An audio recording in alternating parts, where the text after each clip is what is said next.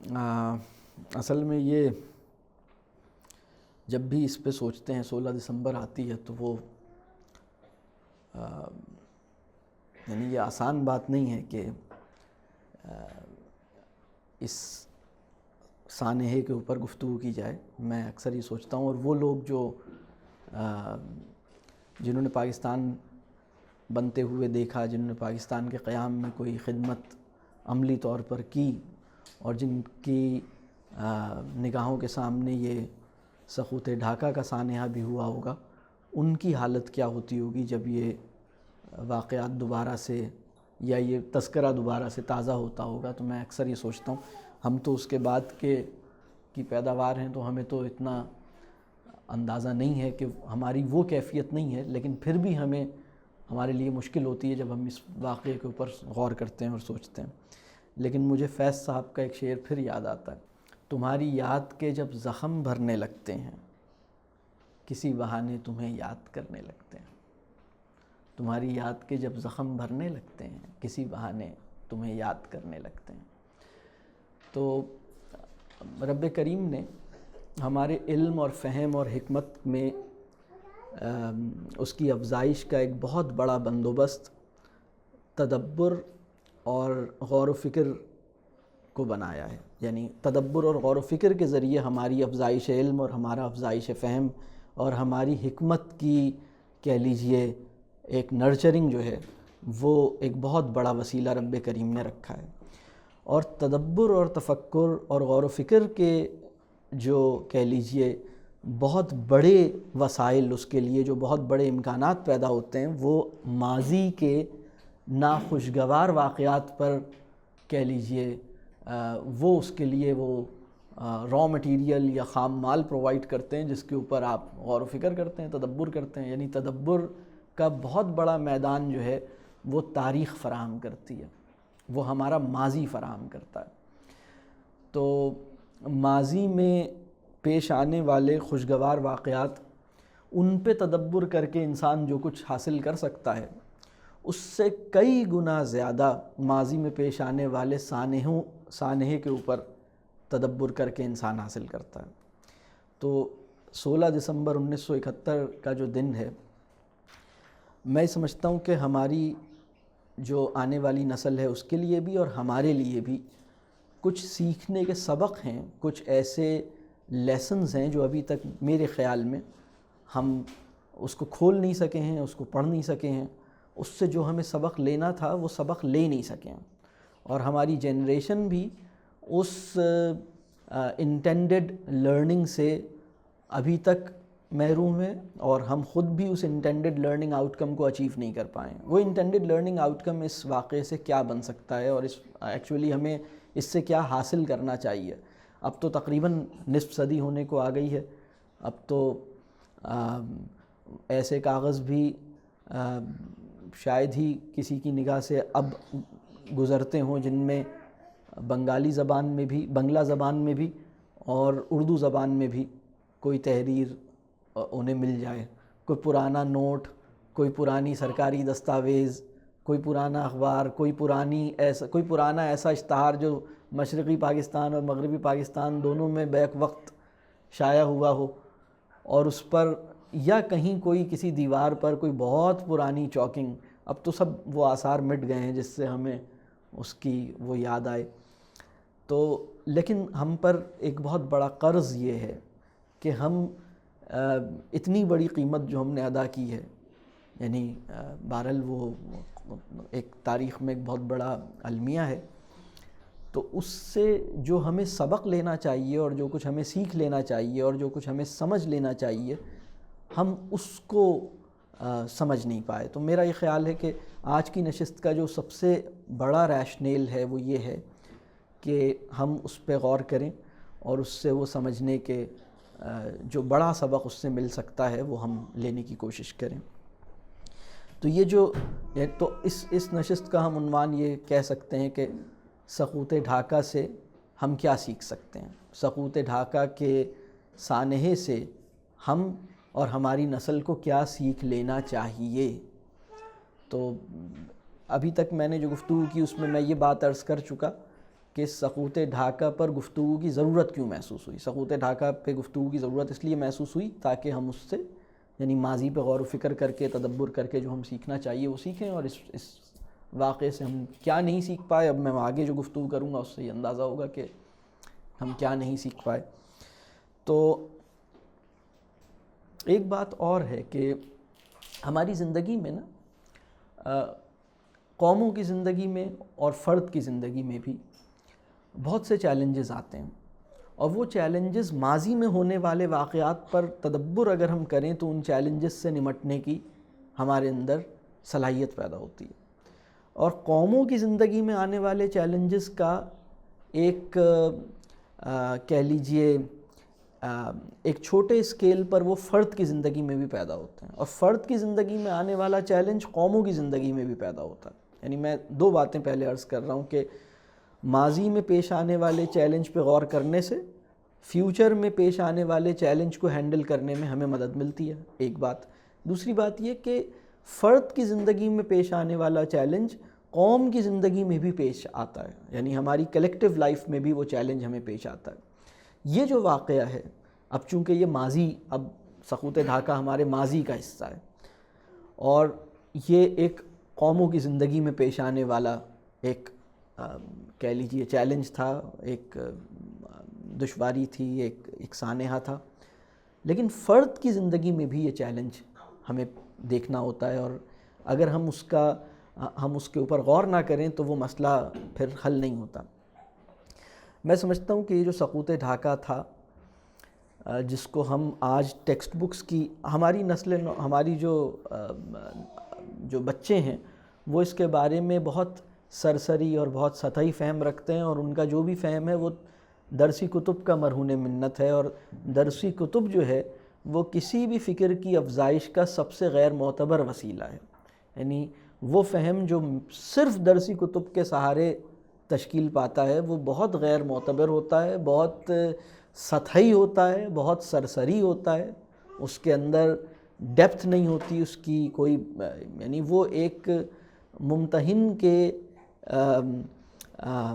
انتظامی مسائل کو سامنے رکھ کر کسی متن کی مدد سے آپ کو دیا جاتا ہے, مطلب اس کی اپنی دشواریاں ہوتی ہیں.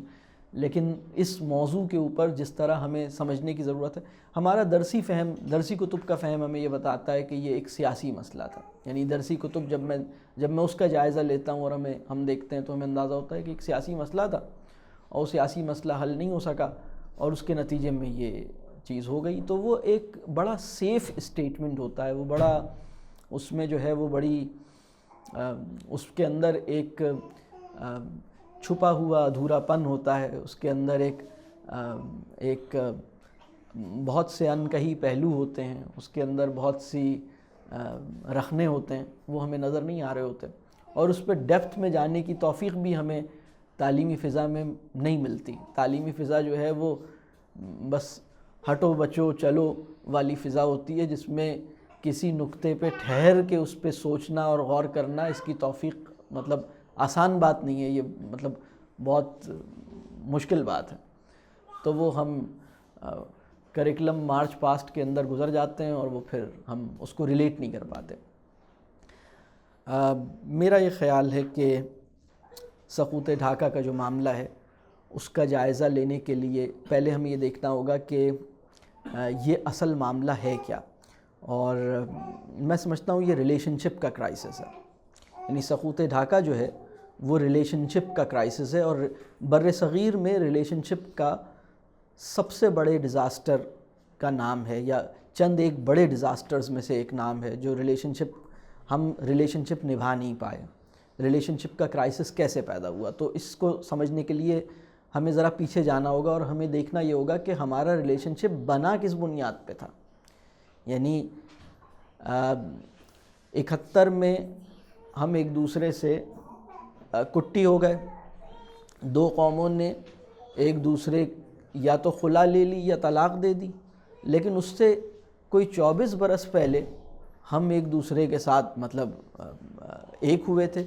تو سوال یہ ہے کہ ہمارا رشتہ ہوا کس بنیاد پہ تھا, ہم ذرا اس کو تلاش کریں. یعنی ہم ایک دوسرے کے قریب کیوں آئے تھے, اور ہمارا رشتہ کس بنیاد پر ہوا تھا، اور پھر ہم 24 برس تک اگر ہمارا رشتہ جیسے تیسے چلا تو اس میں ہم اس رشتے کو نبھا کیوں نہ پائے، اور پھر ہم ایسے مقام پر کہاں کیسے آ گئے کہ پھر ہم ایک دوسرے کو باوجود اس کے کہ ہم نے مطلب لاٹھی ڈنڈے کا بھی استعمال کیا کہ ہم ایک دوسرے سے الگ نہ ہو پائیں، یعنی ایک دوسرے کو جوڑے رکھنے کے لیے ہم نے قوت کا بھی استعمال کر کے دیکھ لیا، لیکن ہم پھر بھی بکھر گئے، ٹوٹ گئے، الگ ہو گئے۔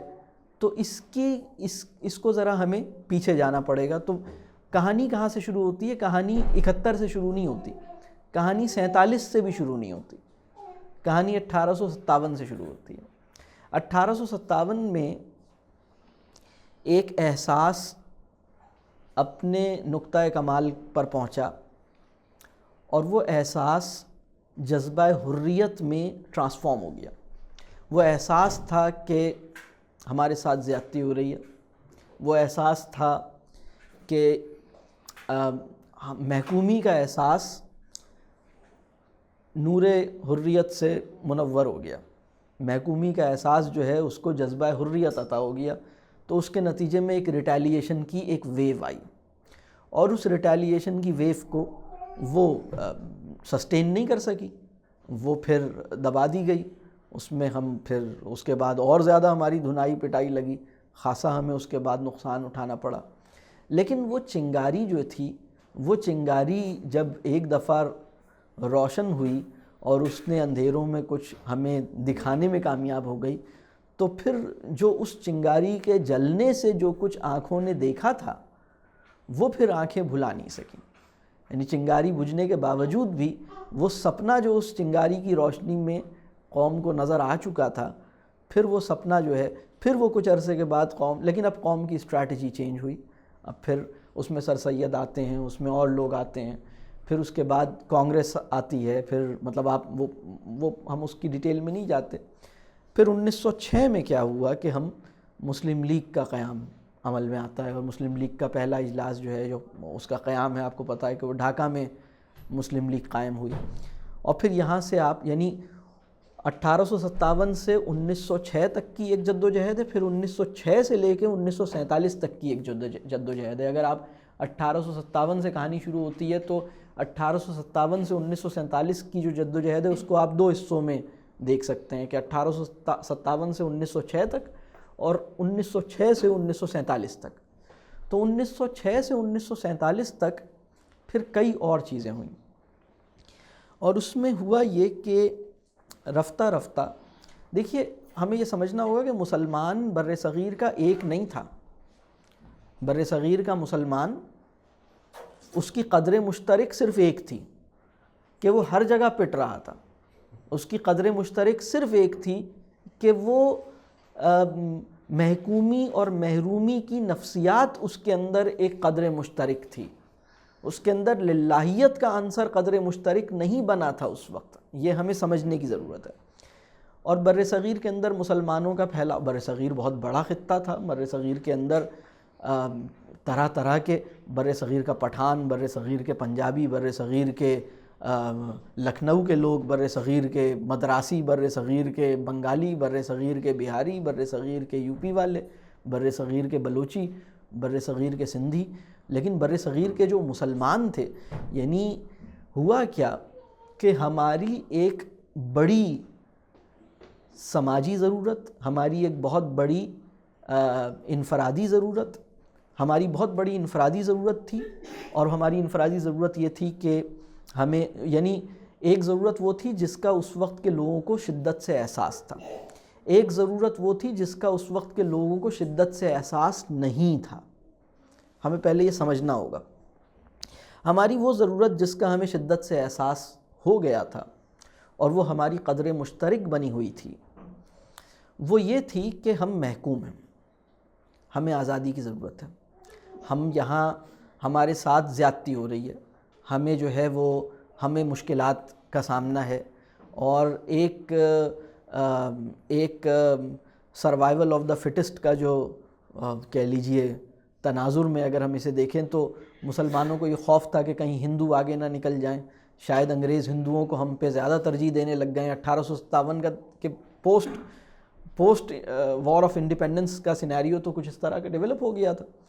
تو مسلمانوں میں ایک خوف اور ایک انسیکیورٹی کا عنصر تھا. فرد کی سطح پر مسلمانوں کو یہ مشکل تھی، اور اس مشکل کا اور اس پریشانی کا انہیں شدت سے احساس بھی تھا، اور یہ ان کی ضرورت بھی تھی، اور یہ ان کی جائز ضرورت تھی کہ ان کے معاشی مسائل حل ہوں، ان کا جو سماجی اور شخصی تشخص ہے وہ بحال کیا جائے، ان کا جو احساس ہے محکومی والا جس کے نتیجے میں ان کے اندر ایک غلامی کا سا احساس ہے، اس کا ازالہ ہو کسی طرح سے. تو یہ ان کی بڑی ضرورت تھی. ان کی ایک اور بھی بہت بڑی ضرورت تھی، اور ان کی بہت بڑی ضرورت تھی کہ ان کی دوسری بڑی ضرورت تھی جو کہ زیادہ بڑی ضرورت تھی، وہ تھی ان کے ایمان پہ کام کیا جائے، ان کی جو علم کی کمی ہے وہ دور کی جائے، ان کے جو اخلاقی مسائل ہیں وہ حل کیے جائیں، ان کی تربیہ کی جائے، ان کا تزکیہ کیا جائے، ان کو دینی شعور عطا ہو. یہ بھی مسلمانوں کی بہت بڑی ضرورت تھی. اور مسلمان اس وقت ایک نہیں ہوئے تھے.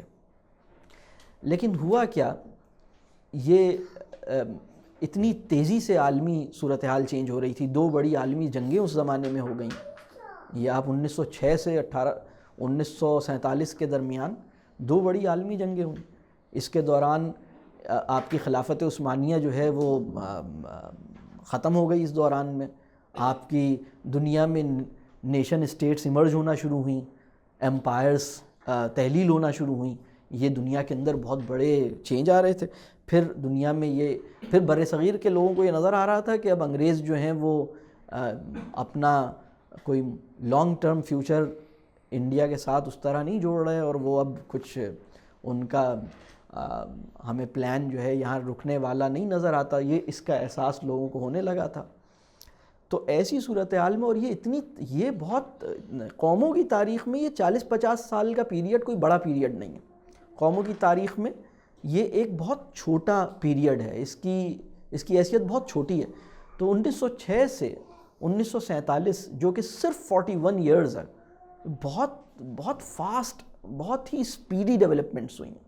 اور اس میں جو مسلمان ہیں پورے بر صغیر میں، ان کو ہماری ایک چھوٹی ضرورت نے ان کو یعنی مسلمانوں کی جو چھوٹی ضرورت تھی، اور چھوٹی ضرورت وہی تھی کہ ہمارے معاشی مسائل تھے، ہماری جو ہے وہ بقا کے مسائل تھے، ہمارے انسیکیورٹی کے ایشوز تھے، یعنی ہمارا عدم تحفظ، ہمارے بقا کے کہہ لیجئے مسائل، ہمارے معاشی مسائل، ہماری کہہ لیجئے جو ہمیں محکومی سے نکالنے کی ضرورت تھی. اس نے ہمیں اس وقت کی ایک فضا ایسی پیدا ہوئی. اور سیاست، جب دیکھیں سیاست کے اپنے لیمیٹیشنز ہوتے ہیں. سیاسی جو کیمپین ہوتی ہے وہ قوموں کو ایک ڈائریکشن ضرور دیتی ہے، لیکن قوموں کی تعلیم و تربیہ اس کے بس کی بات نہیں ہوتی. یعنی آپ یہ نہیں ایکسپیکٹ کر سکتے کہ 41 ایئرز کی اتنی اسپیڈی اور اتنی پورے بر صغیر میں پھیلی ہوئی جدوجہد جس میں آپ کو طرح طرح کے چیلنجز کا سامنا ہے، اور اس میں آپ کو اتنے سارے فرنٹس اس میں اوپن ہیں، اس میں آپ اپنی نسل نو کی اور اپنے لوگوں کی کوئی اچھی تعلیم و تربیہ کر سکیں گے.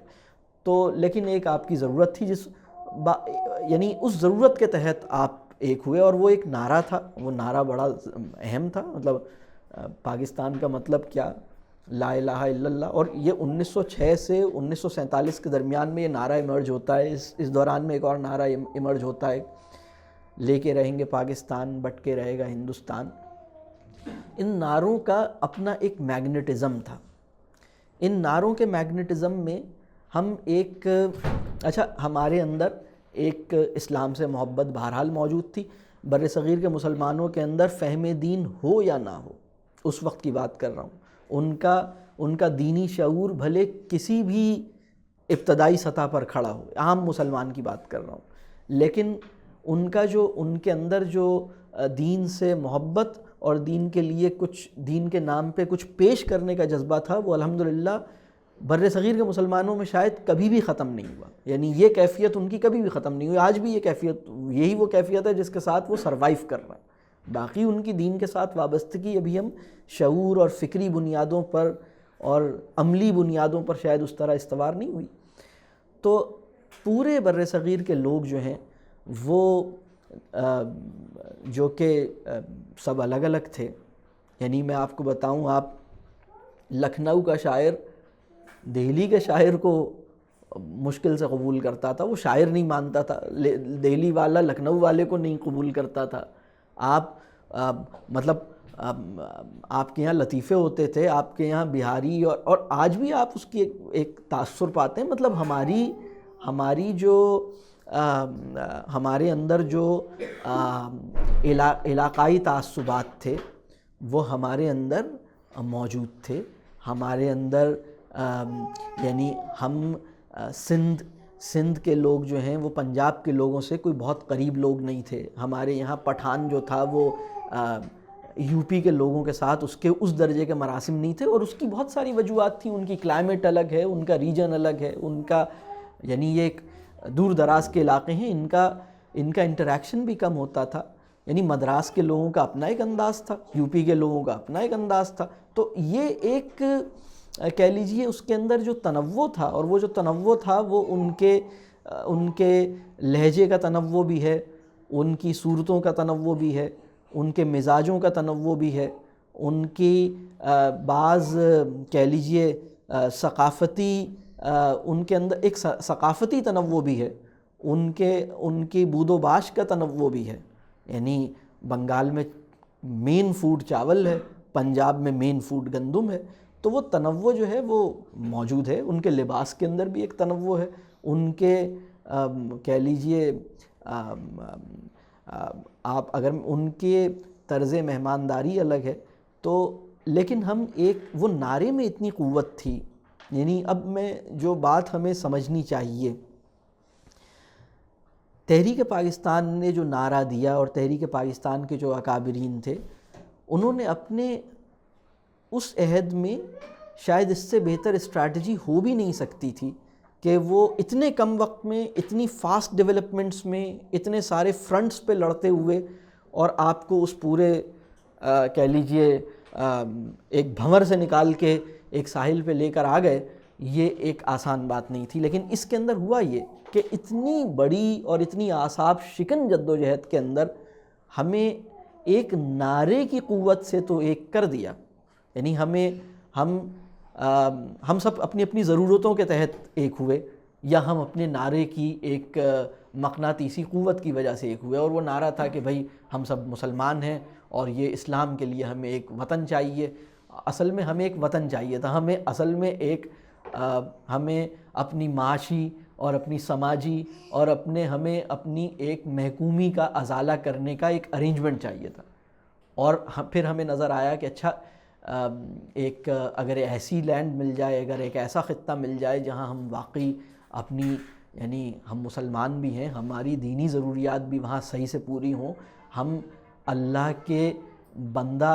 کا بندہ ہونے کا فرد کی سطح پر کیا مطلب ہے، اللہ کا بندہ ہونے کا معاشرتی سطح پر کیا مطلب ہے، اللہ کا بندہ ہونے کا تہذیبی سطح پر کیا مطلب ہے، اللہ کی بندگی کے نظام کون سے ہیں، اللہ کی بندگی کا ماحول کون سا ہے، اس کی آئیڈیل ڈیمانسٹریشن کے لیے اگر ہمیں ایک پیس آف لینڈ مل جائے تو بہت ہی اچھی بات ہے. تو ہمارا یہ ویژن یہ ہمارے بڑوں کا ویژن، ہمارے کئی بڑے ایسے تھے جن کا یہ ویژن تھا.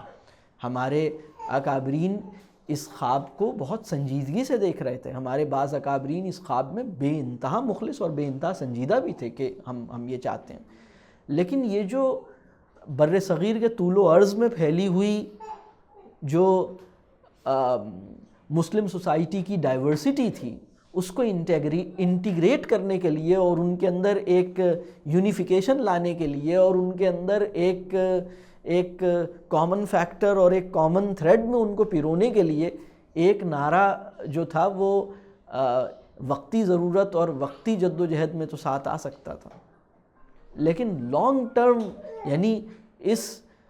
یعنی وہ نعرہ جو تھا وہ ہمیں لڑنے مرنے مٹ جانے اور تن من دھن نچھاور کر دینے کے لیے اکسا تو سکتا تھا، اور یہ بہت بڑا کام تھا اس کا، اور اس نے یہ کیا. ہم نے کئی لاکھ لوگ جو ہیں وہ انہوں نے قربانیاں دی اور ہم پاکستان بنانے میں کامیاب ہو گئے. لوگ جب پاکستان کی سرحد پہ پہنچتے تھے اور انہیں یہ پتہ لگتا تھا بارڈر کراس کر کے کہ ہم پاکستان میں داخل ہو گئے ہیں، انہیں صرف یہ پتہ ہونا کرتے تھے کہ کیا یہ جگہ پاکستان ہے، اور جب انہیں پتہ لگتا تھا کہ یہ پاکستان ہے تو وہ سجدے میں گر جاتے تھے. اور کتنے لوگ ایسے ہیں جو پاکستان میں جب انہیں احساس ہوا کہ یہ مقدس زمین آ گئی ہے تو وہ سجدے میں گرے، اور زخموں سے اور فاقوں سے اور تکالیف سے اتنے بے حال تھے کہ سجدے میں جب گرے تو دوبارہ اٹھ نہیں سکے، اور ادھر ہی اسی جگہ پر جان کا نذرانہ دے بیٹھے. تو یہ جذبہ تھا جس سے ہم سب جمع ہوئے. لیکن اب ایک اور چیز دیکھنے کی ہے، اور دیکھنے کی چیز یہ ہے کہ تعلق بنتا کیسے، اور تعلق مستحکم کیسے ہوتا ہے، اور پھر تعلق کمزور کیسے ہوتا ہے، اور پھر تعلق ٹوٹتا کیسے. یعنی میں نے 4 باتیں عرض کی. تعلق بنتا کیسے، تعلق مستحکم کیسے ہوتا ہے، یعنی تعلق بنا، تعلق مستحکم ہوا، تعلق کمزور ہوا، اور تعلق ٹوٹ گیا. یہ سائیکل قوموں کی زندگی میں کیسے، اس کے پیچھے محرکات کیا ہیں، اس کے پیچھے عوامل کیا ہیں، یہ ایک، اور یہی وہ پوائنٹ ہے جس کو میں سمجھتا ہوں کہ ہماری بہت بڑی تعلیمی ضرورت یہ ہے، ہماری اپنی بھی اور ہمارے بعد والی نسل کی بھی، کہ وہ اس سائیکل کو اور اس سائیکل کی سینسٹیوٹی کو ریئلائز کریں، اور اس سے ہم اپنے عمل اور اپنے منہج زندگی کی اصلاح کریں.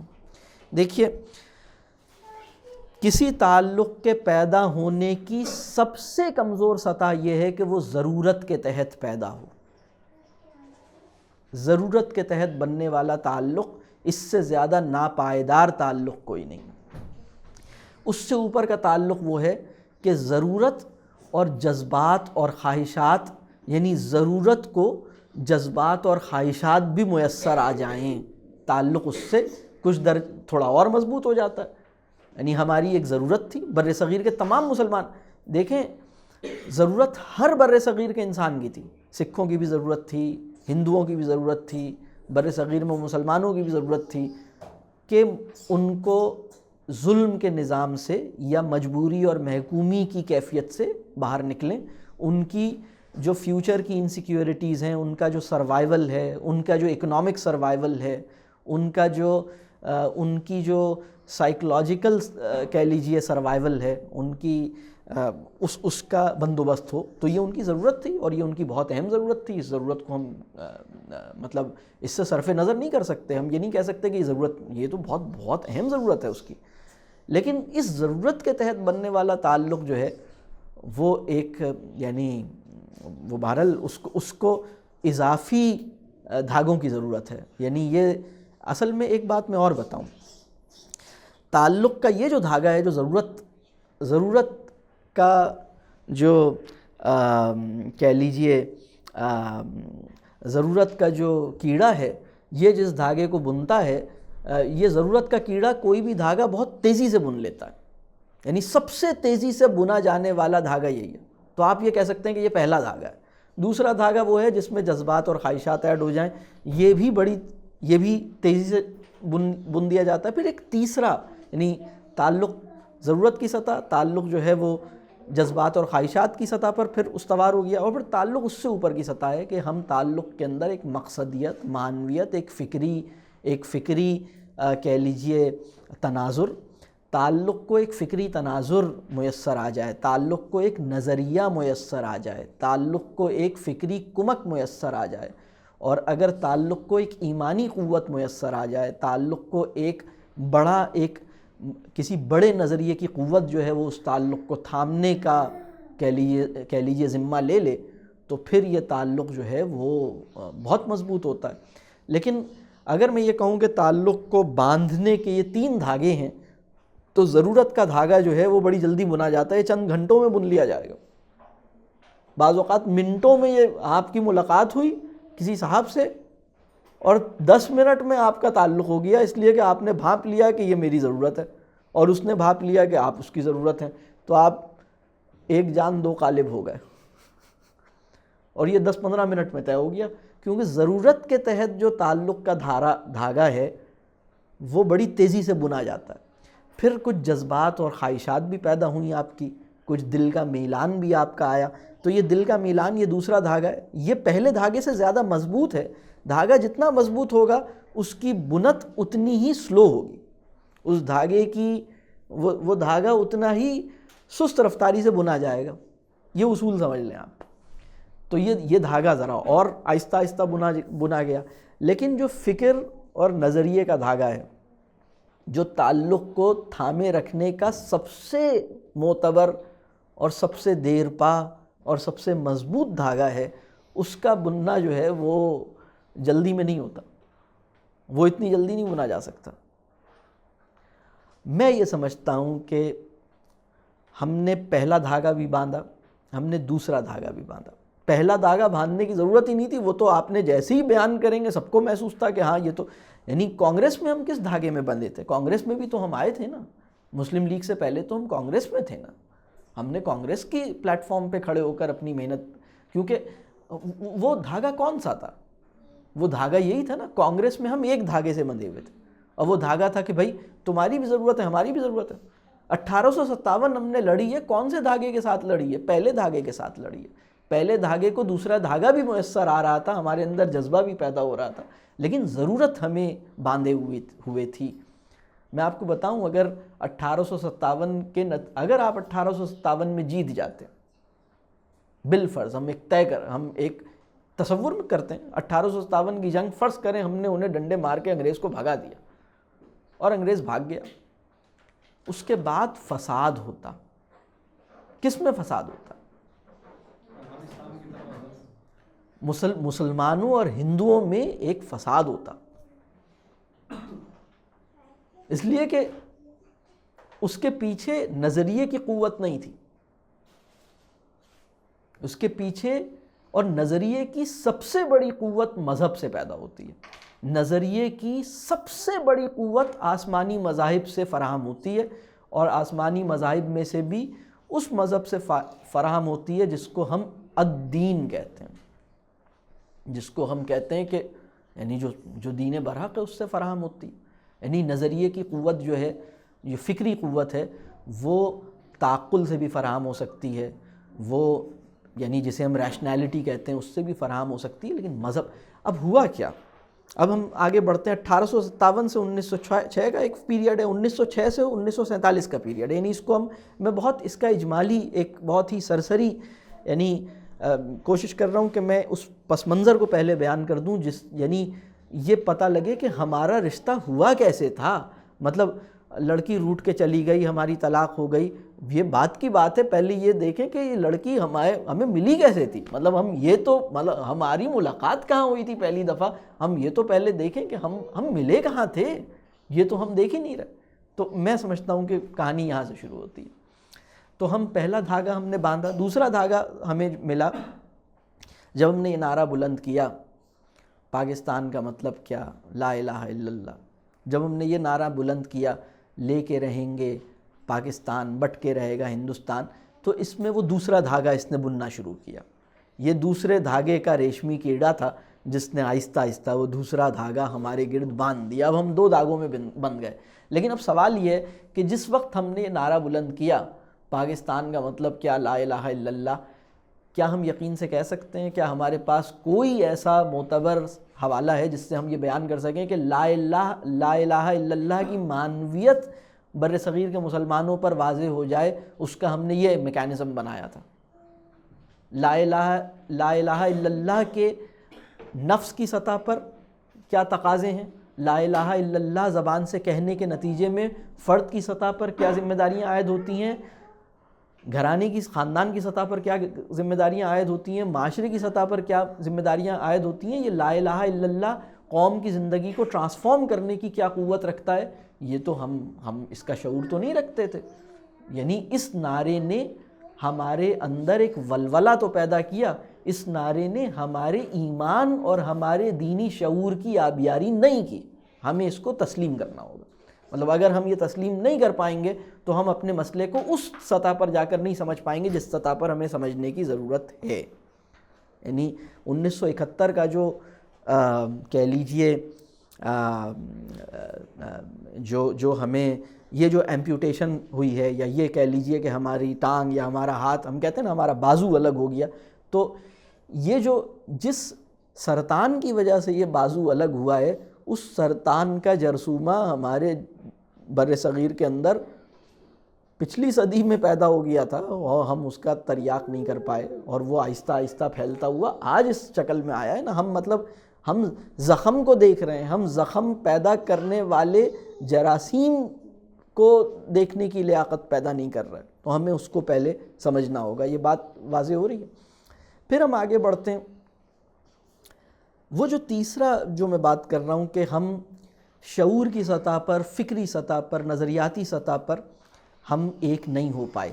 ہماری وہ اصل میں وہ ہماری تربیہ نہیں ہو سکی. ہم تعلیم و تربیہ، اور وہ تعلیم و تربیہ اس جد و جہد میں جو کہ ایک وار فوٹنگ پہ چل رہی تھی، جس کی اپنی ایک پیس تھا، جس کے اپنے چیلنجز تھے، اس میں ممکن بھی نہیں تھی.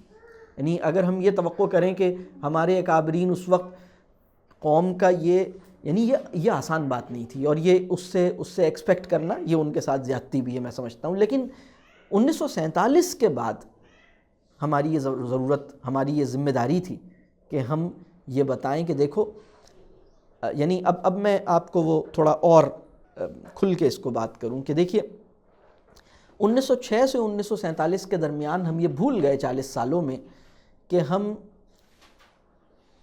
بنگالی پہلے ہیں یا مسلمان پہلے ہیں. یعنی ہم نے کہا کہ ہم مسلمان پہلے ہیں، ہم بنگالی پہلے ہیں، یہ بھول گئے. ہم مسلمان پہلے ہیں، ہمیں یہ یاد تھا. ہم پنجابی پہلے ہیں، یہ ہم بھول گئے. ہم مسلمان پہلے ہیں، یہ ہمیں یاد تھا. تو یہ کیفیت ہماری کچھ نعروں کی قوت سے پیدا ہوئی تھی، کسی تعلیم و تربیہ کے نتیجے میں پیدا نہیں ہوئی تھی. ہمارے اندر یہ لیاقت عارضی لیاقت تھی. ہمارے اندر یہ لیاقت مستقل لیاقت بن جائے، اس کے لیے تعلیم و تربیہ کی ضرورت تھی ہمیں. ہم تعلیم و تربیہ کے بغیر یہ لیاقت نہیں پیدا، یعنی ہم کسی جلسے سے، کسی جلوس سے قوم کی زندگی میں یہ شعور اور لیاقت نہیں پیدا کر سکتے کہ وہ اس بات کو سمجھیں. تو یہ ہمارے ساتھ یہ پرابلم تھا. اور آپ دیکھیے کہ بنگال نے بڑی قربانیاں دی ہیں. مطلب بنگال کی قربانیاں کم قربانیاں نہیں ہیں.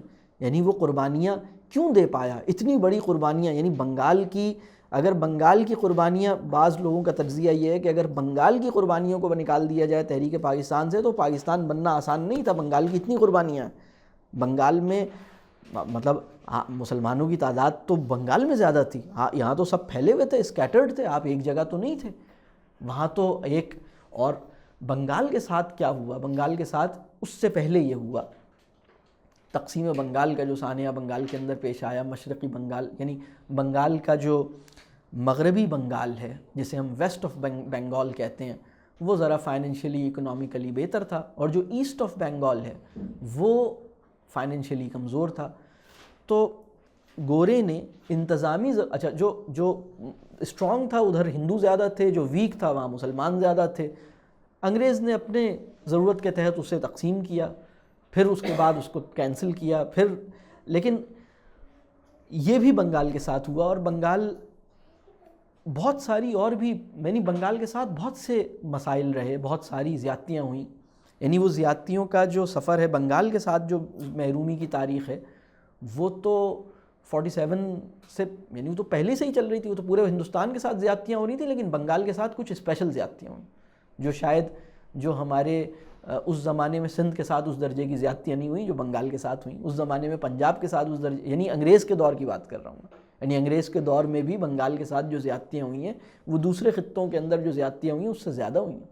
لیکن بنگال کی یہ اسپرٹ کہ تحریک پاکستان کے اندر وہ کھڑا ہے سب سے آگے اور قربانیاں دے رہا ہے، یہ بہت بڑی اسپرٹ ہے. یہ سیلف لیسنس کا یہ جوہر کہ وہ مطلب، اور الحمدللہ وہ ایک زبردست تحریک تھی. اس کے اندر میں سمجھتا ہوں کہ شاید کسی کو بھی یہ یاد نہیں تھا، کسی کے بھی ذہن میں نہیں تھا کہ میں بلوچی ہوں یا میں پشتو ہوں یا میں میں سرائکی ہوں یا میں یو پی دہلی والا ہوں یا میں بہاری ہوں یا میں بنگالی ہوں، سبھی اپنے شناخت کا وہ حوالہ کہ میں مسلمان ہوں اور اسلام کے نام پہ ایک جد و جہد ہو رہی ہے، اور وہ جد و جہد میری اس ضرورت کو بھی پورا کر دے گی جو میری دوسری ضرورت، جو میری وہ ضرورت ہے جو مجھے پہلے سے میری ضرورت تھی. میری اس جد و جہد، یہ اگر جد و جہد کامیاب ہو گئی تو میری وہ ضرورت بھی پوری ہو جائے گی، اور مجھے ایک ایسا آئیڈیل بھی مل جائے گا جو میں اپنے مذہب سے دور ہوں تو شاید اس میں کچھ میں وہ شاید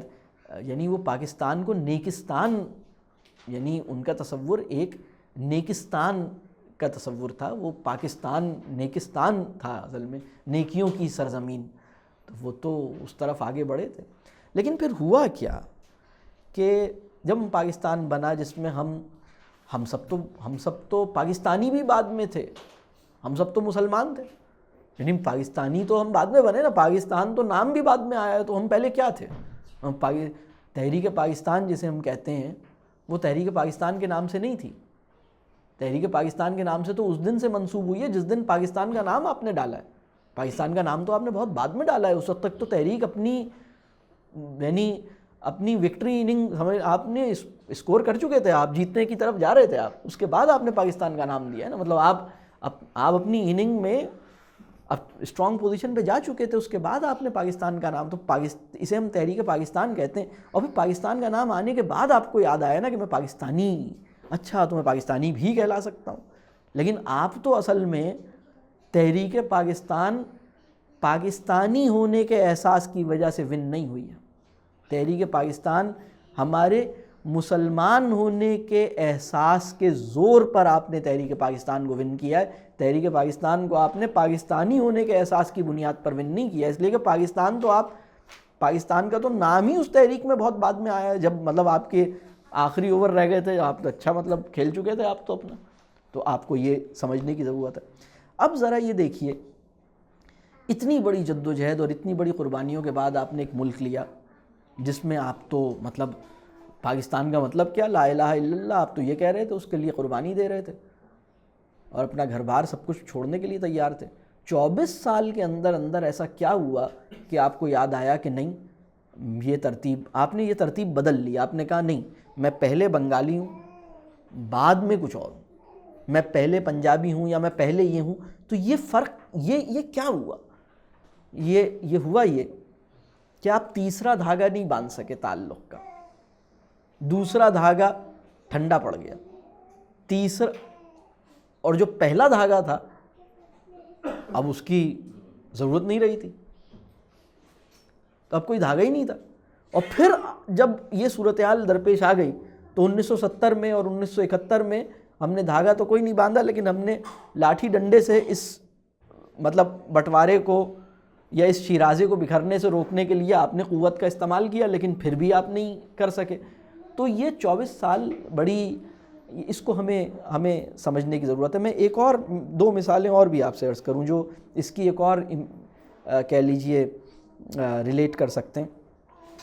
جب 2 انسانوں کی کہہ لیجئے ایک عورت اور ایک مرد کی ایک تعلق ہوتا ہے، ان کا نکاح ہوتا ہے اور ایک شادی ہوتی ہے اور ایک گھرانہ وجود میں آتا ہے،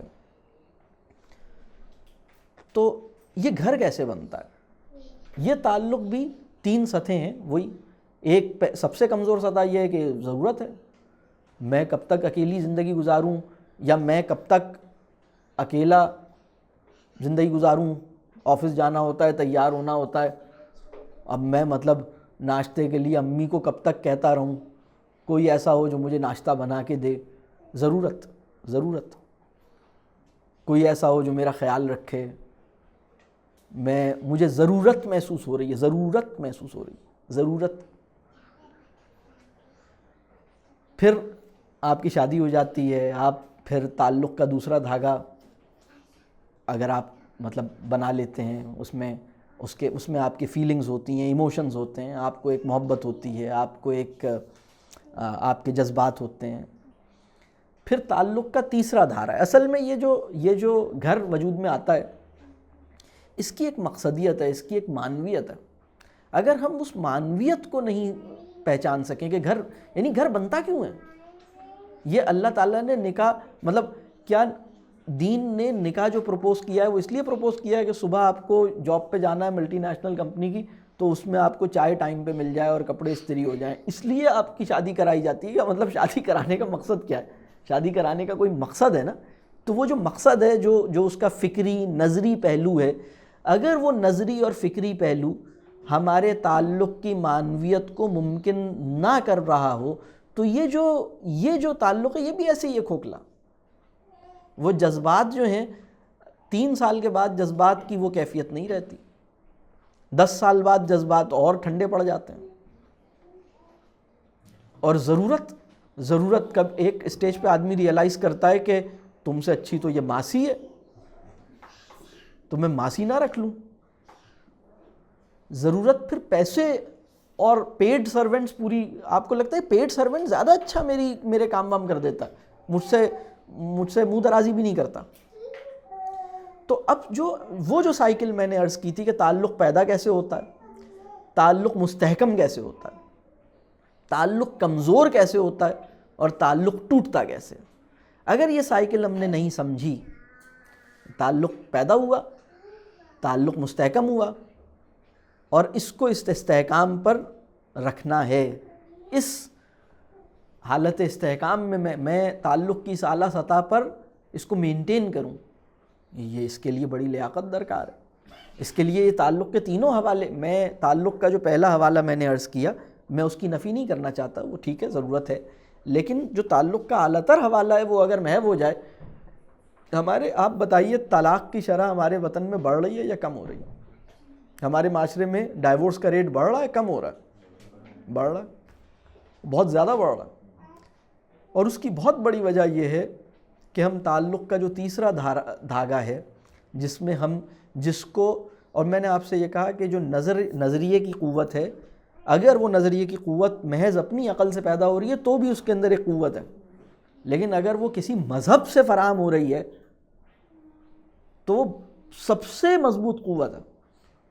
وہ آپ کو، یعنی میں آپ کو بتاؤں کہ ہمارے معاشرے میں ہم سقوط ڈھاکہ، میں اس دن سمجھتا ہوں کہ جس دن ہم یہ بات کہہ پائیں ہم میں سے بہت سے لوگ، اور وہ یہ کہہ سکیں کہ ہاں میں نے فلاں سے اپنا تعلق توڑا، لیکن میں تسلیم کرتا ہوں کہ میں نے اس کے ساتھ زیادتی کی ہے، میں نے فلاں سے اپنا تعلق توڑا لیکن آج میں یہ محسوس کرتا ہوں کہ میری بھی زیادتی تھی، اس کی اگر زیادتی تھی تو میں نے بھی زیادتی کی تھی۔ اگر ہم یہ کہنے کی قابلیت اپنے اندر پیدا کر لیں فرد کی سطح پر، تو میں سمجھتا ہوں کہ ہم نے سقوط ڈھاکہ سے وہ سیکھا جو فرد کی سطح پر اس کا لیسن ہے، کیونکہ یہ ریلیشن شپ کا ڈائلیما ہے، یہ ریلیشن شپ کا کرائسس ہے جو ہم سقوط ڈھاکہ کے معاملے میں دیکھ رہے ہیں۔ ہم اسے سیاسی منظرنامے اور سیاسی کرائسس کہہ کے ہم یہ اپنی ذمہ داری سے فرار ہیں، یعنی فرد کی سطح پر یعنی مجھے کیا کرنے کی ضرورت ہے اس سے اپنی نگاہ کو چرانا ہے، اور ہمیں یہ تسلیم کرنا ہوگا کہ ہم بر صغیر کے طول و عرض میں پھیلی ہوئی جو 20 قومیں، بلکہ میں آپ کو بتاؤں زبان کے اعتبار سے تو 100 سے زیادہ قومیں ہیں جو مسلمان ہیں، اگر آپ الگ الگ لیں تو بہت ساری ہیں، وہ کم ہیں کیا؟ اتنی ساری ہیں۔ وہ سب بھول جائیں اس بات کو کہ میں بلوچی ہوں اور میں گلگتی ہوں اور میں سرائکی ہوں اور میں مدراسی ہوں، اس کے لیے وہ تیسرا دھاگا درکار تھا آپ کو، اور وہ دھاگا سب سے کامیابی سے کس نے پرو کے دکھایا؟ اس کی سب سے بڑی مثال ہے مواخات، اس کی سب سے بڑی مثال ہے رسول اللہ صلی اللہ علیہ وسلم نے جو مواخات کے اندر کیا۔ وہ دھاگا ایسا مضبوط تھا کہ آپ تصور نہیں کر سکتے، آپ کے سامنے تو اتنا زبردست ایکسپیریمنٹ موجود تھا۔ آپ کہہ رہے تھے کہ ہم مدینے کے بعد جو دوسری ریاست قائم ہوئی دنیا میں وہ پاکستان قائم ہوئی، لیکن ہماری نگاہ میں یہ نہیں رہا کہ مدینے میں جو دھاگا تھا اس ریاست کو بننے والا وہ بڑا مضبوط دھاگا تھا، آپ کے پاس وہ دھاگا موجود ہی نہیں تھا، آپ تو ایک عارضی دھاگے سے اس کو، یعنی وہ نعرے کی قوت کہاں تک ساتھ دیتی؟ اس ناری کی قوت نے آپ کو پاکستان بنوا دیا، یہ ایک بہت بڑا معجزہ ہے۔ اب آپ کو تربیہ اور علم درکار تھا، وہ تربیہ اور علم آپ نہیں فراہم کر سکے، ہم نہیں فراہم کر سکے، ہم وہ دھاگا نہیں بن سکے، اور ہم اس کو نہیں دیکھ سکے۔ اور رسول اللہ صلی اللہ علیہ وسلم کا کمال کیا تھا؟ آپ کا کیا خیال ہے؟ مدینہ جب بنا ہے، جنگ کسی کیفیت ہے، مدینہ کی ریاست قائم ہوئی ہے، بدر کا واقعہ اور مدینہ، ہجرت مدینہ اور بدر کے واقعے میں کتنا فاصلہ ہے؟ 1 سے 1.5 سال کا فاصلہ ہے، اس کے بعد بدر آ گئی۔ بدر سے پہلے 2-3 اور کہہ لیجئے رسول اللہ صلی اللہ علیہ وسلم نے مختلف مواقعوں پر صحابہ کو روانہ کیا، کچھ ضرورت پیش آئی، تو آپ تو حالت جنگ، آپ پوری مدنی 10 سال کی مدنی زندگی ہے، مدنی زندگی میں آپ دیکھیں گے کہ 10 سال کی مدنی زندگی میں اگر آپ کاؤنٹ کریں کہ کتنے وارز یا جہاد کے کتنے یا غزوات کتنے پیش آئے ہیں اور جنگیں کتنی پیش آئی ہیں، تو آپ کو پتہ لگے گا کہ تقریباً ہر مہینے میں اوسط اس کا تقریباً ہر مہینہ 1.5 مہینے میں آپ کو ایک پیش آ رہا ہے۔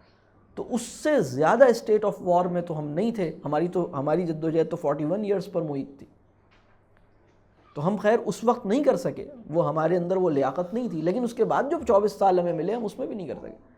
اور پریشانی کی بات یہ ہے کہ اس 71 کے بعد ابھی جو 47 ایئرز ہمیں ملے، 1971 سے 2018 تک، ہم ابھی بھی نہیں کر سکے۔ کیا آپ یقین سے کہہ سکتے ہیں کہ ہمیں وہ تیسرا دھاگا میسر آ گیا ہے جو ہمارے تعلق کو اس درجے پر باندھ دے؟ ہمارے تعلق کو اس درجے پہ کیسے باندھے گا؟ میں آپ کو ایک اور مثال دیتا ہوں۔ یہ تو میں نے فرد کی مثال دی نا کہ ہمارے طلاق کی شرح گر رہی ہے، وہ یعنی گھرانے کے ٹوٹنے کی، یعنی گھرانے ٹوٹ رہے ہیں اور طلاق کی شرح بڑھ رہی ہے، یہ تو میں نے آپ کو بتایا۔ 1971 میں طلاق کی شرح کتنی تھی؟ اس وقت کم تھی، اس وقت زیادہ تھی یا آج زیادہ ہے؟ آج زیادہ ہے۔ تو اس کا مطلب یہ ہے کہ ہم ریلیشن شپ کرائسس سے نکلے نہیں ہیں، ریلیشن شپ کرائسس میں بڑھے ہیں ہم۔ قوموں کا تعلق تو بہت بات کی بات ہے، معاشروں کا تعلق، یعنی سب سے تعلق کا سب سے مشکل مرحلہ ہے کہ قومیں اپنے تعلق پہ راضی ہو جائیں۔ سب سے آسان مرحلہ یہ ہے کہ شوہر بیوی سے، اور بیوی شوہر کو بیوی گوارا ہونے لگے، بیوی کو شوہر گوارا ہونے لگے، باپ کو بیٹا گوارا ہونے لگے، بیٹے کو باپ گوارا ہونے لگے، بھائی کو بھائی گوارا ہونے لگے۔ اس وقت آپ مجھے بتائیے کہ باپ بیٹے کا تعلق اس وقت کیسا ہے؟ آپ کیا محسوس کرتے ہیں؟ کیسا ہے؟ اچھا ہے؟ خراب ہے؟ ماں بیٹی کا تعلق کیسا ہے؟ بہن بھائی کا تعلق کیسا ہے؟ شوہر بیوی کا تعلق کیسا ہے؟ یعنی جن کا ٹوٹا نہیں ہے ان کا بھی اچھا نہیں ہے، اور باقیوں کا تو ٹوٹ رہا ہے، بہت ساروں کا تو ٹوٹ گیا ہے، جن کا ٹوٹا نہیں ہے ان کا اچھا نہیں ہے۔ یہ کیفیت ہے، مجموعی کیفیت یہ ہے، یہ ہمیں اس کو سمجھنا ہوگا۔ تو جب ہم اس انسان سے اپنا تعلق نہیں نبھا پا رہے جو اپنا گھر بار چھوڑ کر میرے پاس آ گیا ہے، میرے ساتھ رہنے پہ اپنی پوری زندگی گزار رہا ہے، اس کے ساتھ میں تعلق نہیں نبھا پا رہا، تو میں بنگال کے ساتھ اور بلوچ کے ساتھ اور سرائکی کے ساتھ اور گلگت کے ساتھ، یہ تو مطلب یہ کیسے؟ بہت مشکل بات ہے۔ اب میں دوسری سطح بتاتا ہوں آپ کو۔ دوسری بات، یہ تو فرد سے تعلق کی بات ہے، دوسری بات میں آپ کو بتاؤں، آپ دیکھیں گے ہمارے معاشرے میں کتنے ایسے ادارے بنے جو دین کے نام پہ بنے، جس میں اسکول بنے ہیں، جس میں مدارس بنے ہیں، جس میں تحقیقی ادارے بنے ہیں، جس میں خدمت کے ادارے بنے ہیں، ویلفیئر کے ادارے بنے ہیں۔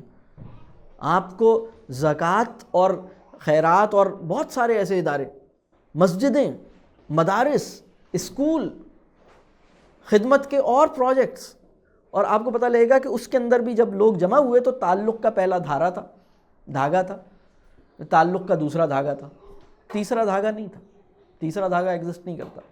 آپ سے اگر میں آج ایک سوال کروں، آپ کیا ایسے کسی انسان کو نہیں جانتے جو کسی دین کے نام پر بننے والے ادارے میں امیدیں لے کے، جذبہ لے کے گیا ہو، اور اس نے اپنے 8-10 سال، 5 سال، 12 سال لگائے ہوں، اور اس کے بعد اس کا کسی اسٹیج پہ دل کھٹا ہو گیا ہو اور اس نے کہا ہو میں نہیں کرتا، کٹی؟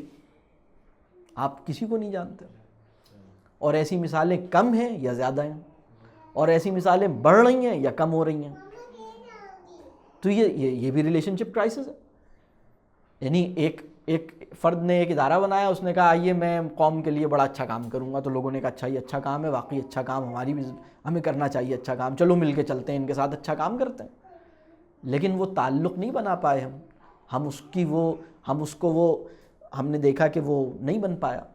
تو تعلق ٹوٹتا کیسے ہے؟ تعلق ٹوٹنے کی بھی, اب ایک تو تعلق مستحکم کیوں نہیں ہو پایا, اب ذرا اور ایک نظر دیکھتے ہیں. یعنی میں فرد کی سطح پر, گھرانے کی سطح پر, اداروں کی سطح پر یہ دیکھتا ہوں کہ وہ ٹوٹ رہے ہیں, وہ مطلب نہیں بن پایا. تو جب آپ ایک 400 گز کی جگہ پر آپ ایک ادارہ بناتے ہیں اور اس میں آپ چند لوگوں کو جمع کرتے ہیں اور کہتے ہیں کہ آپ ایک بہت اچھا کام کریں گے اور اس کا یہ مقصد ہوگا, اور اس کے اندر آپ اکٹھے نہیں چل پاتے اور اس میں آپ کو مسائل پیش آتے ہیں اور اس میں اختلافات ہوتے ہیں, تو یہ جو یعنی 20 25 30 کروڑ لوگ جن میں اتنا تنوع ہے, ان کو تو تعلیم و تربیہ کی اور ایک بہت اعلیٰ سطح درکار ہے نا. تو اب میں آپ کو عرض کروں کہ ہمارے تعلقات میں تعصب کیسے پیدا ہوتا ہے. تعصب پیدا ہونے کے جو سب سے بڑے عوامل ہیں وہ 2 ہیں.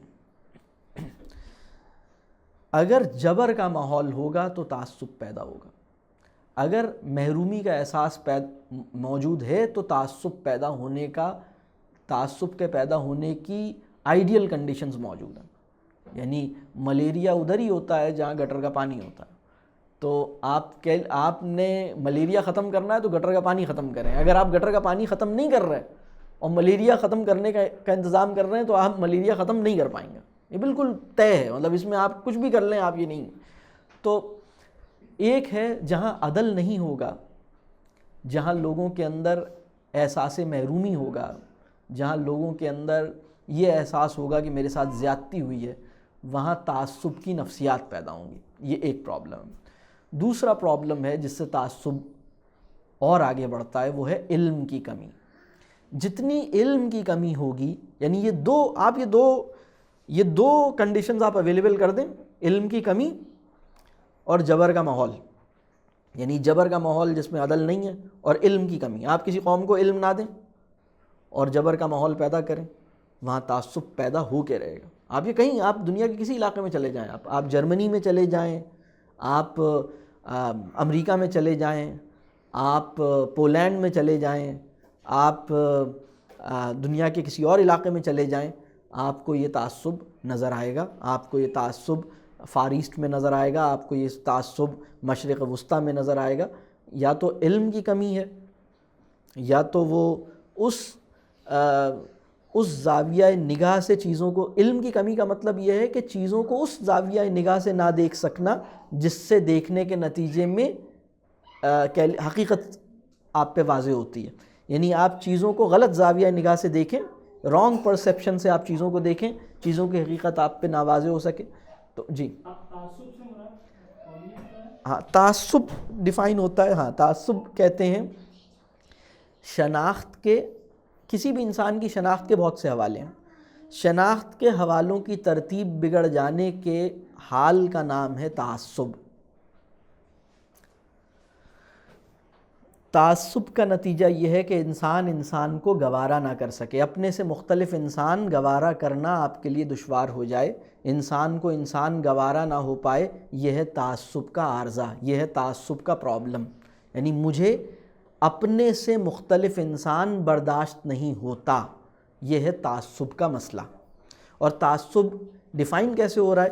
میری شناخت کے کئی حوالے ہیں. میری شناخت کا ایک حوالہ یہ ہے کہ میں باپ ہوں, میں بھائی ہوں, میں بیٹا ہوں, میں مسلمان ہوں, میں شوہر ہوں, میں پاکستانی ہوں, میں فرض کیجئے کہ میں بلوچی یا سندھی یا بنگالی ہوں, یا میں جو ہوں وہ فلاں شہر کا رہنے والا ہوں, یا میں فلاں خاندان کا میں راجپوت ہوں, یا میں فلاں جو ہے وہ ایک نسل سے ہوں. اب یہ جو شناخت کے حوالے ہیں, ریفرنسز آف آئیڈینٹی ہیں, ان کی ترتیب بگڑ جائے. میرے لیے شناخت کا وہ حوالہ زیادہ اہم ہو جائے جسے اہم نہیں ہونا چاہیے. یعنی میرے لیے حنفی ہونا مسلمان ہونے پہ مقدم ہو جائے, تو یہ تعصب ہے. میرے لیے فلاں جماعت سے تعلق اس شہر سے تعلق پہ مقدم ہو جائے، یہ تعصب ہے۔ میرے لیے فلاں برادری سے تعلق اپنے نیبرہڈ سے تعلق پہ کے مقابلے میں اہم تر ہو جائے، یہ تعصب ہے۔ بات واضح ہو رہی ہے؟ یعنی جب ہم پہلی دفعہ حرم گئے حج کے موقع پہ، ہمیں احساس ہوا کہ ہم جتنی محنت سے میں حنفی یا مالکی یا جو کچھ بنایا گیا ہوں، مطلب اتنی محنت سے مسلمان نہیں بنایا گیا، مطلب ہمارا مسلکی احساس ہمارے ملی احساس سے زیادہ توانا ہے، ہماری ریجنل آئیڈنٹی ہمارے کلیکٹیو آئیڈنٹی سے زیادہ اسٹرانگ ہوئی ہے۔ اس کو تعصب کہتے ہیں، یعنی شناخت کا چھوٹا حوالہ شناخت کے بڑے حوالے سے زیادہ اہمیت اختیار کر جائے، جس کے نتیجے میں اپنے سے مختلف انسان کو گوارا کرنا میرے لیے ناممکن ہوتا رہے۔ یہ ہے تعصب، جس کے نتیجے میں نفرت کرنے لگوں، میں اپنے سے مختلف آدمی سے نفرت کرنے لگوں میں، یہ ہے تعصب۔ تو تعصب کیسے پیدا ہوتا ہے؟ جبر کے ماحول میں پیدا ہوتا ہے۔ جبر کیسا ہوتا ہے؟ عدل نہیں ہوگا تو جبر ہوگا، یعنی عدل آپ چھوڑ دیں گے تو جبر پیدا ہو جائے گا۔ اور دوسری چیز علم کی کمی سے پیدا ہوتا ہے۔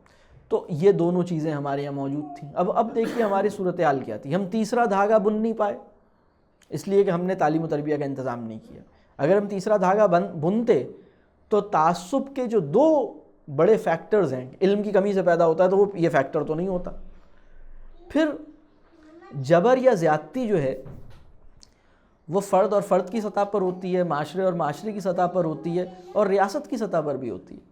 ہمیں یہ تسلیم کرنا پڑے گا کہ بنگال کے ہمارے جو بھائی ہیں ان کے ساتھ زیادتی ہوئی، ان کے ساتھ زیادتیاں ہوئیں، اور وہ پاکستان بننے سے پہلے سے چل رہی تھیں۔ جیسے میں نے کہا تقسیم بنگال ان کے ساتھ ایک زیادتی والا معاملہ تھا، اسی طرح پیچھے سے ان کے ساتھ زیادتیاں چل رہی تھیں۔ اور میں یہ نہیں کہہ رہا کہ ہم نے جان بوجھ کے زیادتی کی، ممکن ہے ہم نے جان بوجھ کے زیادتی نہ کی ہو، لیکن کم از کم ہمیں یہ تو تسلیم کرنا چاہیے کہ ہم نے غفلت کے نتیجے میں، نادانی کے نتیجے میں ان کے ساتھ زیادتی کی، لیکن ان کے ساتھ زیادتی ہوئی۔ یہ بھی ممکن ہے کہ ہم یعنی ممکن ہے کہ ایسا ہو کہ ہم نے ان کے ساتھ زیادتی کی تو نہیں جان بوجھ کے، لیکن ان کے ساتھ پھر بھی زیادتی ہو گئی۔ ہو سکتا ہے سچویشن ایسی ہو سکتا ہے کہ ہم ابھی یہ بات نہیں کر رہے کہ زیادتی کیا ہم نے جان بوجھ کے کی، کیا واقعی زیادتی کی، کیا ان کے ساتھ جو زیادتی ہوئی وہ ہمارے زیادتی کرنے کے نتیجے میں ہوئی یا خود ہی ہو گئی، یہ ایک الگ بات ہے۔ لیکن ہمیں یہ تسلیم کرنا چاہیے کہ ان کے ساتھ زیادتی ہوئی، ان کو عدل ان کے ساتھ نہیں ہوا۔ تو وہ ایک جبر کی ایک کیفیت میں تھے، اور اس کے پھر وہ نتائج ہم نے دیکھے، اور وہ کتنے کم وقت میں وہ جو شروع کے دو دھاگے تھے وہ ٹوٹ گئے، اور وہ سارا معاملہ جو ہے وہ خراب ہو گیا۔ تو یہ میں بہرحال میرے ذہن میں جو میں موٹی بات دیکھیں، میں اجمل سراج کا ایک بڑا خوبصورت نظم تھی، ان کا ایک شعر تھا، پاکستان کا ایک مقصد تھا، مقصد پاکستان نہیں تھا۔ بلکہ فیض صاحب کی ایک نظم جب وہ 14 اگست کے موقع پر انہوں نے کہی تھی، یہ داغ داغ اجالا یہ شب گزیدہ سحر، وہ انتظار تھا جس کا یہ وہ سحر تو نہیں۔ یعنی پاکستان کا بننا ہمارا پاکستان ہماری ڈیسٹینیشن نہیں تھا، بلکہ پاکستان ہماری ڈیسٹینیشن پر پہنچانے والا پلیٹ فارم تھا۔ یعنی پاکستان وہ اسٹیشن تھا جہاں پہ اس گاڑی نے آنا تھا جس سے ہمیں منزل پہ جانا تھا۔ ہم تو پاکستان کو اپنی منزل سمجھ کے، تو اس کے نتیجے ہمیں جب پاکستان بن گیا تو ہم ریلیکس ہو گئے، ہمیں کہا پاکستان ہی تو چاہیے تھا۔ ارے پاکستان جس مقصد کے لیے چاہیے تھا، یعنی آپ نے اتنی لڑائی کر کے ایک پیس آف لینڈ لے لیا، تو یہ یہاں آپ نے باغ بنانا تھا، یہاں آپ نے کھجور اگانی تھی، یہاں آپ نے محبتوں کے دریا بہانے تھے، یہاں آپ نے تہذیب کی ایک خوبصورتی پیدا کرنی تھی، یہ آپ تو نہیں کر پائے۔ آپ تو سو گئے اس کے بعد۔ یعنی اس سے پہلے غلامی کے اندر سو رہے تھے، پھر آپ آزادی کے اندر سونے لگے۔ اب آپ 14 اگست میں آپ بتاتے ہیں نا کہ ہم مادر پدر آزاد ہیں، مطلب ہر 14 اگست کو ہم اس بات کا اظہار کرتے ہیں کہ ہم مادر پدر آزاد ہیں، ہمیں کوئی روک سکے تو روک لے، مطلب ہم آزاد ہیں، ہم کوئی ہمیں کون ہمیں ہماری ہے نا, ہم ہر طرح سے آزاد ہیں, ہم کوئی کون ہمیں روک سکتا ہے. ہم اس طرح کا مظاہرہ ہر سال 14 اگست کو کرتے ہیں, ہم ہر سال 31 دسمبر کو یہ حرکت کرتے ہیں. یعنی ہم تو نہیں, حالانکہ ہم نے پاکستان بندگی کے مراتب کو حاصل کرنے کے لیے لیا تھا. یعنی حسن آداب غلامی میں بڑھنے کے لیے, بندگی کہتے ہیں حسن آداب غلامی کو, بندگی کہتے ہیں انسان کے لیے رب کی غلامی اس کے لیے سہل بھی ہو جائے, اس کے لیے خوشگوار بھی ہو جائے. یعنی اس لیے تو نہیں لیتے کہ بھئی مطلب یعنی پاکستان یعنی کبھی کبھی 14 اگست کو دیکھ کے کتنے بچوں کے ذہن میں یہ آتا ہوگا کہ شاید تحریک پاکستان میں قائد اعظم اور سارے ہمارے بڑے بڑے لیڈرز اسکوٹروں کے سائلنسر نکال کے پورے وطن میں گھومے ہوں گے, تو انگریزوں نے شور سن کے کہا ہوگا کہ بھائی آپ لوگوں نے اتنا شور مچایا, لیجئے پاکستان. تو شاید اس طرح ہمیں پاکستان ملا ہے کہ مطلب سائلنسر کے نکال کے اور شور مچاتی ہوئی بائک جب گھومتی ہے تو شاید پاکستان ایک نعرے کی قوت سے, ایک جذبے کی قوت سے تو ملا ہے. لیکن پاکستان کی جو میں یہ نہیں کہہ رہا کہ ہمارے اکابرین کے پاس علم اور ویژن نہیں تھا, وہ تھا, لیکن وہ ہمارے اکابرین کو اس وقت اتنی نفسا نفسی اور اتنی افراتفری میں اس کا موقع نہیں تھا کہ وہ تربیہ اور تعلیم کا ایک ٹھوس ارینجمنٹ کرتے. لیکن وہ ہم پر ادھار ہیں, ہم پہ ابھی تک. اور میں آپ کو بتا رہا ہوں اس کے مظاہر کیا ہیں. اس کے مظاہر آپ دیکھیے, آپ ادارے بناتے ہیں اس کے اندر آپ کو پرابلمز ہوتی ہیں, آپ گھر بناتے ہیں گھر کے اندر آپ کو پرابلم ہوتی ہے. اور آپ دیکھیے اس وقت ہم کہاں کھڑے ہیں, ہمیں مکان بنانے کی جو فکر ہے وہ گھر بنانے کی نہیں ہے. ہم اپنے مکان کی رینوویشن کے لیے اور اپنے مکان کی کنسٹرکشن کے لیے 40 سال جاب کرتے ہیں, اور اپنے گھر کی معنویت کو اچیو کرنے کے لیے چند گھنٹے بھی نہیں اسپینڈ کرتے. گھر اور مکان الگ ہوتا ہے. گھر کہتے ہیں رشتوں کے حسن کو, گھر کہتے ہیں اعتماد کی فضا کو, مکان کہتے ہیں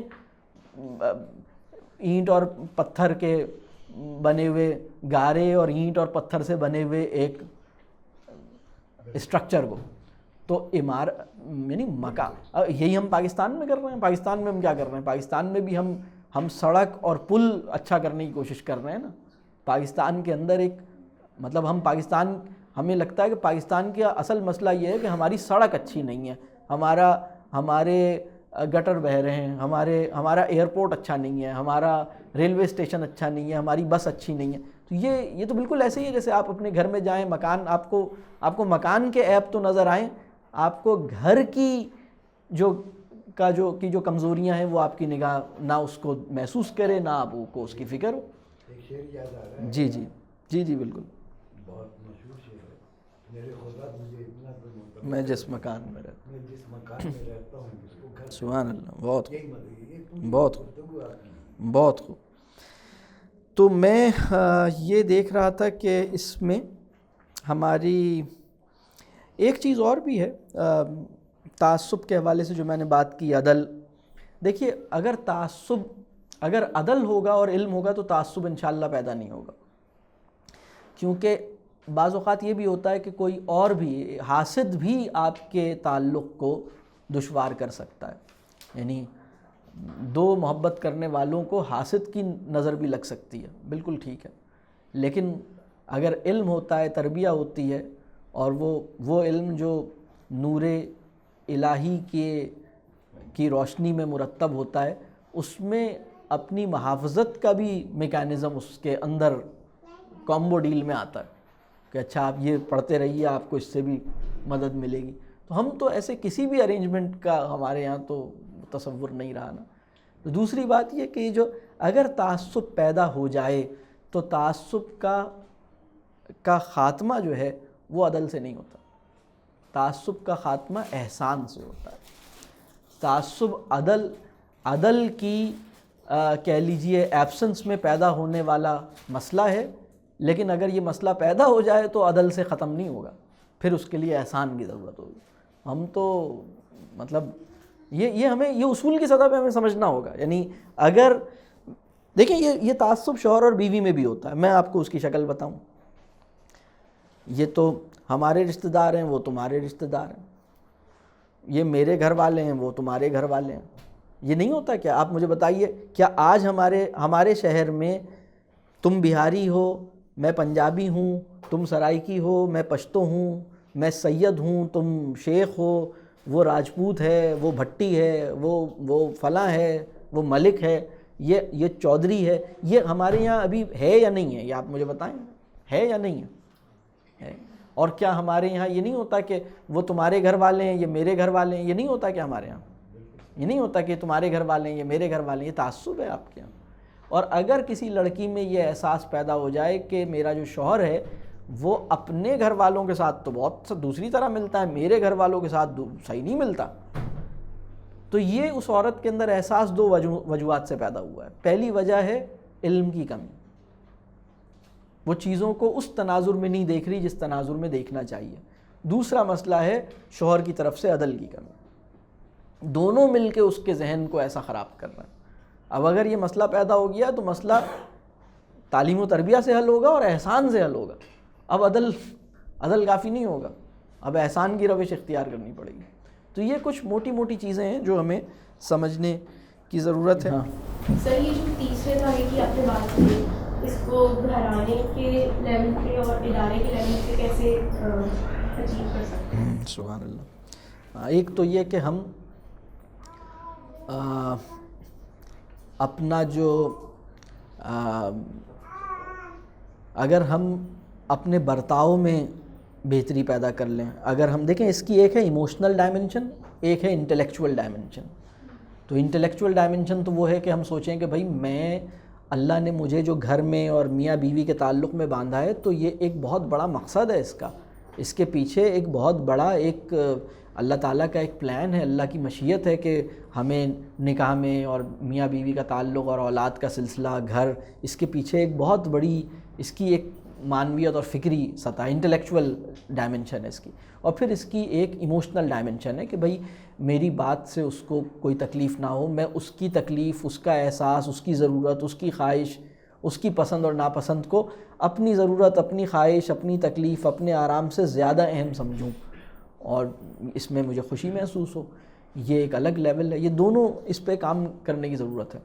اور تعلق اس وقت بنتا ہے جب ہم دوسرے کو اہمیت دیتے ہیں، دوسرے کی تکریم کرتے ہیں، اس کی فیلنگز کی کیئر کرتے ہیں، اس کی فیلنگز کو آپ اہمیت دیں اور اس کو سمجھانے سے زیادہ اس کو سمجھنے کی کوشش کریں تو تعلق بہتر ہوتا ہے۔ اس کے ساتھ آپ جتنا ہم دوسرے کی فیلنگز کو اہمیت دیں گے اتنا ہمارا تعلق بہتر ہونے لگے گا۔ ادارے کے لیول پر بھی، ادارے کے لیول میں جو بہت اہم بات ہے نا کہ ہم اپنی جو لوگ ہمارے ساتھ جمع ہوئے ہیں، ہم ان کی آرام، ان کی ضروریات کا خیال نہیں کر رہے ہوتے، بعض اوقات ان کی فیلنگز کا خیال نہیں کر رہے ہوتے، ان کی ضروریات کا خیال نہیں کر رہے ہوتے، ان کی سیلف ریسپیکٹ نہیں کر رہے ہوتے، ان کے لیے کیا بہتر ہے یہ نہیں سوچ رہے ہوتے، بلکہ ان کو بار بار یہ کہہ رہے ہوتے ہیں کہ آپ کو تو پتہ ہے کہ ہم اس مقصد کے لیے جمع ہوئے ہیں، تو آپ سب کو تو یہ مقصد ہے۔ میں آپ کو بتاؤں بعض اوقات یہ صورتحال پیش آتی ہے کہ بہت نیک مقصد کے لیے جمع ہونے والے لوگ جو ہیں وہ ایک دوسرے کو قبول نہیں کر رہے ہوتے، اتنا یعنی بہت تکلیف دہ صورتحال ہوتی ہے۔ یعنی یہ، اور ایسے واقعات کم نہیں ہیں، ایسے واقعات بہت سارے ہیں، اس لیے کہ وہ برتاؤ میں ایک دوسرے کے ساتھ جو ہے برتاؤ میں احسان تو بہت آگے کی بات ہے، عدل نہیں ہم پیدا کر پائے برتاؤ کے اندر کہ میں اس سے وہی ایکسپیکٹ کروں، یعنی میں یہ سوچوں کہ وہ مجھ سے کیا ایکسپیکٹ کر رہا ہے، مجھے یہ تو فکر ہے کہ وہ میری ایکسپیکٹیشن پہ پورا نہیں اتر رہا لیکن میں بھی اس کی ایکسپیکٹیشن پہ پورا نہیں اتر رہا، یہ اس کو سوچنے کی ضرورت ہے۔ تو اس میں ہم اپنے ٹیم کی کیئر کریں، ان کی فیلنگز کی کیئر کریں، ان کی ضروریات کو سمجھیں، یعنی ان کا وقت اہم ہے، ان کی توانائیاں اہم ہیں، ہم فار گرانٹیڈ لیتے ہیں، ہم لوگوں کو جمع کر لیتے ہیں، ان کا جو ہے وہ ٹائم ضائع کرتے ہیں، ان کی ہم فیلنگز کی کیئر نہیں کرتے، ان کو ہم لگا دیتے ہیں ایک، اور بہت اس میں پرابلمز ہیں ہمارے یہاں، اس میں بہت پرابلمز ہیں، اس کو ٹھیک ہونے کی ضرورت ہے۔